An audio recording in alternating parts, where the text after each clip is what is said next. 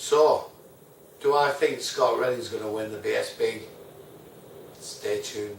Hi and welcome to Real World Motorcycling. Glad to have you all on board.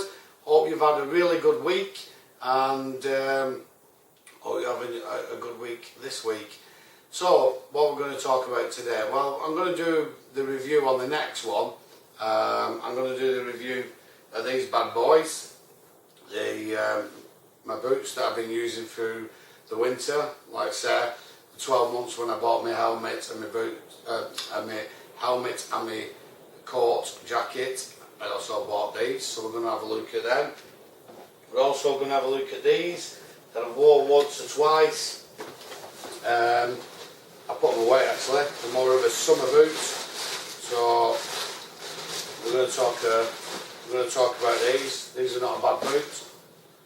We're going to talk about them as well. So that's all going to be on the next one. But what we're going to do is we're going to talk about BSB. Obviously, as you know, it's my favourite pastime. It starts in approximately 11 weeks. 11 weeks. It starts on the 19th to the 21st of April, and the first one's at Silverstone. Then we move on to Alton Park, Donington, Brands Hatch, Knockhill, Snetterton, Thruxton, Cadwell, Alton, and then so on and so on. Donington, Aston, Brands Hatch, I think. So that's the rundown for this year.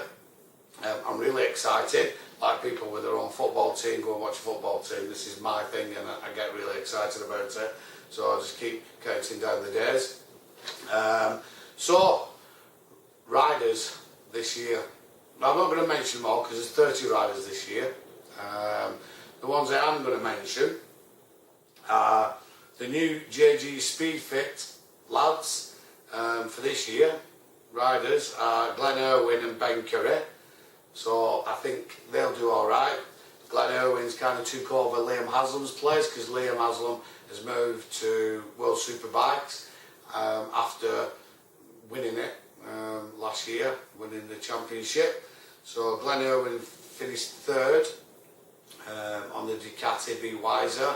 Had not a bad season on and off, and managed to finish third, which is good. So he's probably one to watch. Then we've got the Ducati Be Wiser, the Paul Bird Motorsport. We've got Scott Redding and Josh Brooks. Well, Josh Brooks has won it in 2015, I think it was. So he'll be one to watch. Scott Redding's come from MotoGP. We'll talk a bit more about Scott Redding in a minute. Then we've got a new one for the RAF reserves and regulars and the Kawasaki team because Jake Dixon's gone to Moto 2. So they needed a rider for that, and they've got Ryan Vickers, who won the Superstock 600. Good rider, good racer, so basically he's moved up into the Superbikes. Then we've got Bill Bass, Suzuki, Bradley Ray again, he finished 6th, and Luke Stapleford, who was in the lower last season, so he's moved up. Then we've got Tyco BMW, Christopher Eden and Keith Farmer. Christopher finished 9th, not a bad season, injury, stuff like that, but come through it, finished 9th. And then Keith Farmer, who won the Superstock 1000, did really well last year. So basically they moved him up and he'll be racing for Tyco again. Smith's BMW, Smith's Racing. You've got Peter Hickman and James Ellison. Peter Hickman, big fan of Peter Hickman, think he's a really good rider. He did really well in the TT. If you follow the TT, he won the senior and he got the fastest lap time. So broke a record, got his own record, you know, the record for it. So done really well. James Ellison is moving. He's moved to there. And hopefully he'll do well. He finished 14th. Hopefully he'll do better and get in the top 10 this year on a new bike, new team. Peter Hickman, by the way, finished 5th in the championship standings.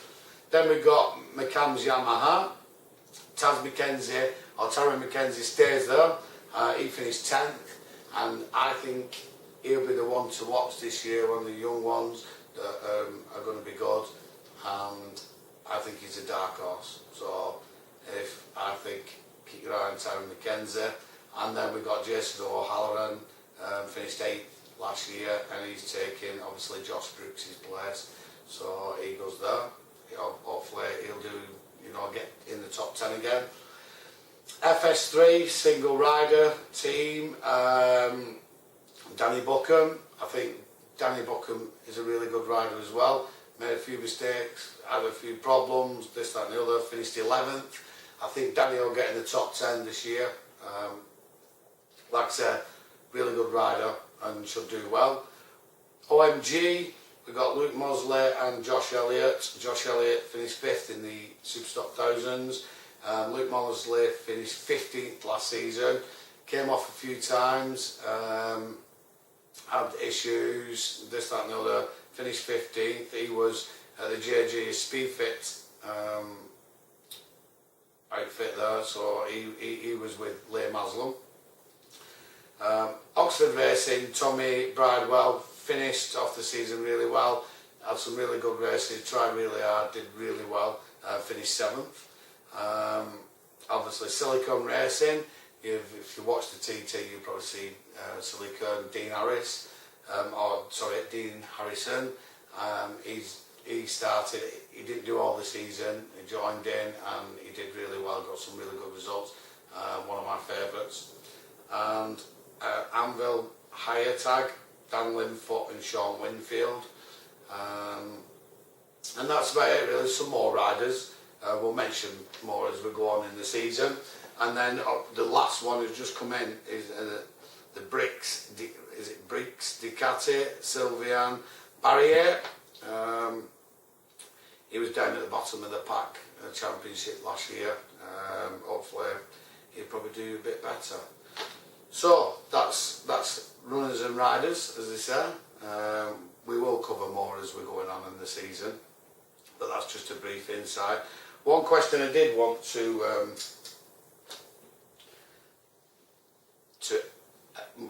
answer is I keep getting asked, do you think Scott Rennan will do well? Anyone who thinks Scott Rennan won't do well is stupid, is a fool. Of course he'll do well. He's been in MotoGP how many years? 8 years? 7, 8 years? You don't not do well if you've been at that level.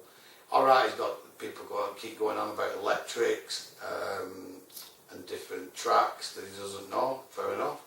And tyres, all different to him, all new to him, new team to him. But the guy's got, if he's got the hunger, he's going to do well, isn't he? He's got the background, he's got the talent, he's going to do well.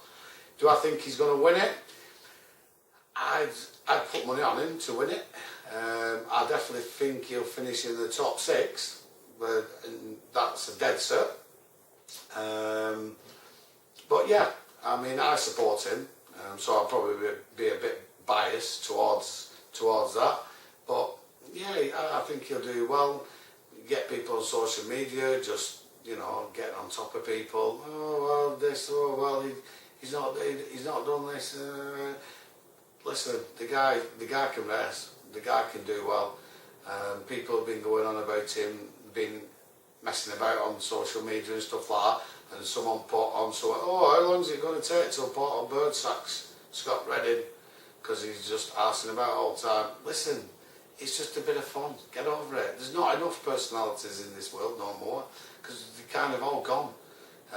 Personalities in all sport, not just motorsport, tennis, football, anything.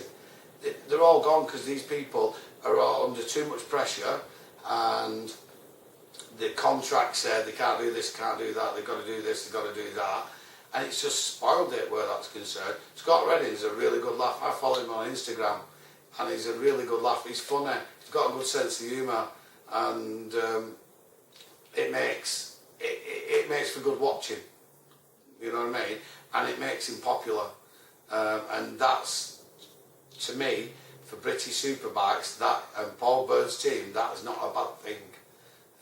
It makes things popular because everyone wants to, be associated with him or watch him There's one or two other riders are like that. Jay Dixon, unfortunately, he's gone now, but he's quite funny, some of his stuff. Danny Buchan's always on there.